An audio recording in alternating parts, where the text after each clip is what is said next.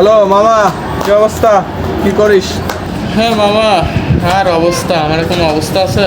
কেন রে মামা, কি অবস্থা হবে তোর? আর তোর গার্লফ্রেন্ড আছে, তাই আজকে তো 14 ফেব্রুয়ারি, কি গিফট করলি বল? আর মামা গার্লফ্রেন্ডের অবস্থা আর কি বলবো, গত পরশু দিন তো ব্রেকআপ হয়ে গেছে। কি কস মামা? কেমনে কি বুঝলাম না তো কিছু। আর মামা বুঝাবুঝি বাদ থাকে সব, মেয়েরা মামা চলো নামই। এটা কোনো কথা মামা? আমি আরো ভাবলাম যে দুইজন গার্লফ্রেন্ড একটু ঘুরবো ফিরবো, উত্তরা দিয়া বাড়ি গেলাম, একটু নৌকা চালাইলাম। এটা কোনো অবস্থা হইলো মামা? তো আস্তাগফিরুল্লাহ মামা, আমি ওই গুনাহের ভিতর নাই, আমি ভালো হয়ে গেছি মামা। ঠিক আছে মামা, তুই যা, পরে কথা হবে নি।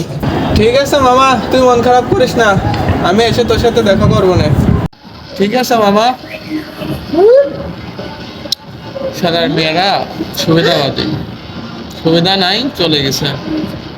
যাক, আমি ভালো হয়ে গেছি, তাই নিচে যাই দুইটা কলা খাই গা, এটাও ভালো হবে, কাদা লাগছে।